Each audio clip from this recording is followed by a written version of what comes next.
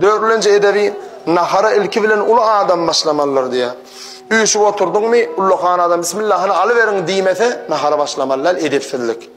Edep bilce olacak oradan ulu adam başlar. Hani alığanı alıverin diyenin son önünde ezen kakan mı ya alim ulama mı ya bir aktakal yaşlı mı ilki bilen ulu adam yaşlı adam nahara başlamalı ondan son öğün başlamalı. Ana oğlum naharın edeplerinden. Beşincisi Lukman'ı kiçi alıp imelliye. Ulluğan lukmadan dişleştirip ağzını doldurup o bir çiğnemeni yer koyman hoğlu tutturmalarla yetmedi mi ki deyip bir köplönüşünü sonra veriyorlar. Nahar yengde iyi biçende gürlemeli mi gürlemeli değil mi deyip. No yok Peygamberimiz gürlöşün deyiptir deyden. Ol orta uğrurga alan var söz varmış orta. Когда я ем guluh inem diyedirler diyede. Yani men iyi biçemde kerve lal diyedirler deyip. Şol doğru değil, Müslüman'a değişili değil. Peygamberimiz ağdıraqtan ağdığında atında köprek çeynen ve laqqılamam durmalar, yani gürlöş bir gün havarlaşıp çık iyin deyiptir Peygamber aleyhisselam. Şol adamın aşkağdanına may vermekli üçün değil yani da şol edeceğim ha. Yani gülümüzün yaşlarına o yok da, önüne tağık koyduğuna yiyem yok, birazcık gürlöş örek, ağdıraqlıkmadan ivrek, bir nemetmerle. Özünden la qarasmakta taaba qallı oturdu ulu ba mı yok mu etmeler edeceğim.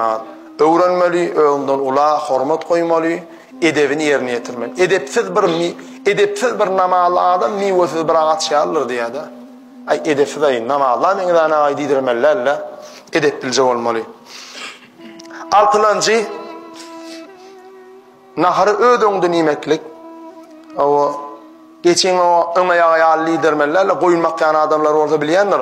Koyun geç baksan çok geç kayıt deyip durmalılar. Ama koyun canavır beyle der. Şu bir yerde ot tafı şu tövörüğünden 2-3 metredir. Şu bir yerden aylan arıyor. Ödün bir kovuk bir başka otlu yere öğreki daimeten. Ama geç beyle der. Sonuçta nahar yanında ödüğünde neyemeli geçen o ayağı liderlerle diyeceğim. Olam edeplerinin 6. 7. Nahari Gov çeynep imeli. Bak Allah Teala Kur'an-ı Kerim'de ne diyor? Euzu billahi mineşşeytanirracim. Femen ya'mel miskale zerratin hayran yara ve men ya'mel miskale zerratin şerran yara. Zerre alacak hayır iş etseniz de ödünüz için hayır ediyeniz. Zerre alacak şer iş etseniz de ödünüz için şer ediyeniz.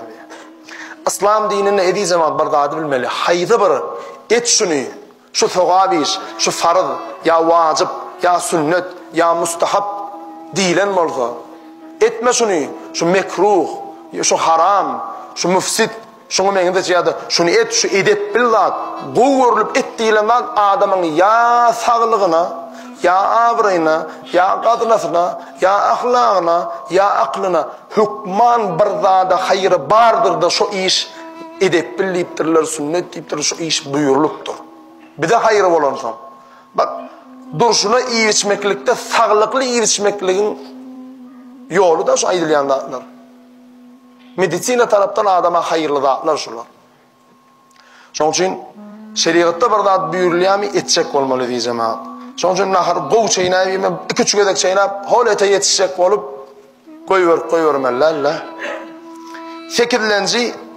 Ağdındakini yutman eline zat almalı değerli. O da günümüzün yaşlarına değişli. Ağdındakini çeynep yut, onun eline bir zat almak için. Yutmaz koyuyor onu tayin edip startta koymalılarla elinde bir zatı. 9. Kelleğini götürmelerler diye. Nahar yani damma diyalliye de. O da edeplerinden ne? O kelleğini götürüp sıvasına damdırttığı bir edepsiz ayı olup oturuşuna elleyendirler.